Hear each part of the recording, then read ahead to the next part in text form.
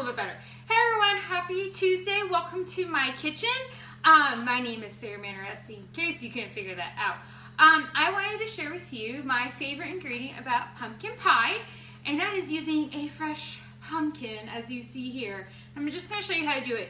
I find that it really makes a difference in anything that you use pumpkin in, because let's face it, the can, it's okay. You can get a good organic pumpkin, but did you know a lot of the canned pumpkins out there are actually squash, and they just swap it out and hope you don't notice? I prefer to use the real thing. This will last me a ton.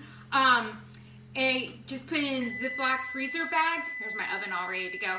I put the harvested pumpkin in Ziploc bags. A lot of my recipes are for 2 cups of pumpkin, so I just freeze it that way, and it actually lasts me all year round.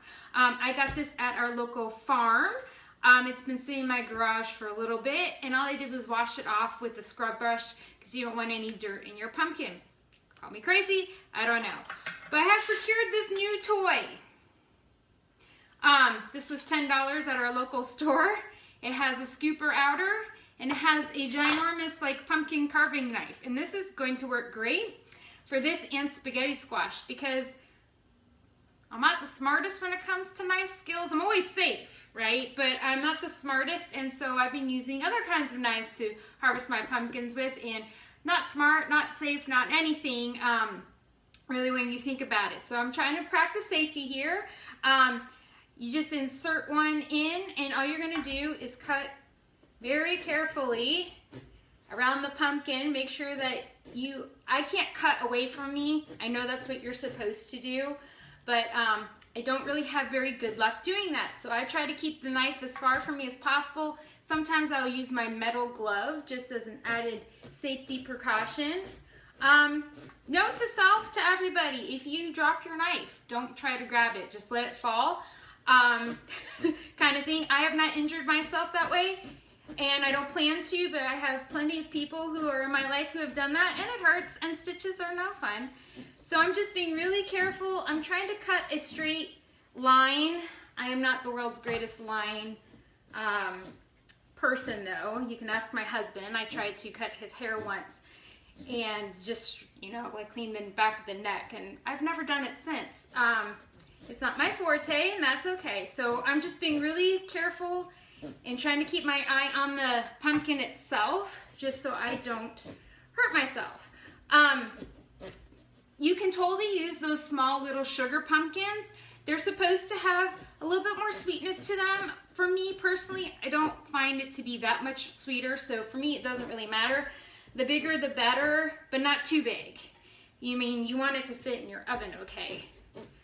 So as I'm trying to talk and chop at the same time, the reason why I like to use fresh pumpkin is because you really get that really great flavor, and it's really easy to do. So all I'm going to do is I'm going to cut this open, and I have preheated my oven to 325 degrees. And just like with your spaghetti squash, once I have this sucker open, which we're almost there, we're going to scoop out the insides, and we're going to take the seeds out. Now, some people like seeds, and some people don't, and you can totally roast those on the side. You want to rinse them first, obviously, and pat dry them. You probably want to toss them in a little bit of oil and some salt. You can also throw those in your oven and roast them as well. I'm the only one who likes those in my family for the most part, so I don't bother. All right, we're coming to the juncture point. So I started this tradition when we first got married, and I've continued to do it. I don't know why. I decided to be Martha Stewart one day and said, hey, it'd be really fun to do a pumpkin from scratch. And it's actually really easy to do. All right, now we have it all the way around, and we have all this drinky stuff. And what I'll do later is I'll cut off the top here, and we're gonna stick that in here. This is a really large pumpkin. I have my scooper here, and just like you would for Halloween, you're gonna cut this all out really, really easily, as long as you don't hurt yourself. Now I'm gonna move my knife in case the cutting board moves, because we can just see that flying across the kitchen, can't we? Yes, we can, because this is me we're talking about. So what we're gonna do is all I'm gonna do and I'll probably finish this up because this scooper is not as strong as I would hope it to be. Oh, there we go. We're going to take all the insides out till it's nice and clean. You don't want any of the stringies in there. Yes, that is the technical term. Just like so. I'm going to take it out and pull it, all good stuff. So once this is completely clean, I'm going to put it in upside down, so that kind of creates a seal from the bottom side up. I've lined this baking sheet with heavy duty tin foil. That works best because once you pull this up, it's going to make a mess. And cleaning a pan with pumpkin on it is a pain in the butt. It's super sticky. In fact, word to know the wise, for my years of working with this, as soon as I'm done here, I'm washing all these things. This, my knife, my bowl, my cutting board. It's just super, super sticky, and it just takes forever to get off. So, you know, when you're doing this, make sure that you have time to clean things right away, because otherwise you'll be cleaning it off for days. So I'm almost done here.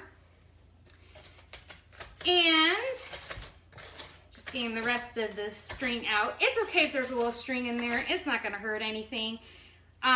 So all we're gonna do is take out the rest of these seeds, because they're slippery and they won't come out when I want them to. Like so. And this is how simple it is. Bam, we're done. I stick this in the oven for about an hour and then I check it. You can stick a fork or a knife or something like that in there, and that's how you'll know it's cooked. Or you can just lift it a little bit and kind of stick a fork somewhere around here. And as long as you can stick a fork through it, it means it's done. Take it out, and then with pot holders or something that you're not going to burn your hands with, you take it and you'll flip it back over and let some of that steam come off. And then you just take your tool again and you start scraping out the insides. And the easiest way to do this is to just take your food processor out and put in a couple spoonfuls at a time and just process it till it's smooth or to the consistency that you like. If you find that it's still too chunky, just add a little bit of water. You don't need a lot because this already has a lot of water content in it, and you don't want your pumpkin puree to be too watery, because then that kind of takes away from the point of harvesting a fresh pumpkin. But like I said, I take then that pulp and I put it into 2-cup measurements in freezable Ziploc quart-sized bags, and I have fresh pumpkin year-round. I'm going to make a pumpkin pie out of this. If you want that recipe, you can go to my website at sarahmanaresi.com. Under recipes, under 2 for Tuesday, and there is a recipe for that and my pumpkin donuts. You know, I like to healthify things. These are still not healthy for you.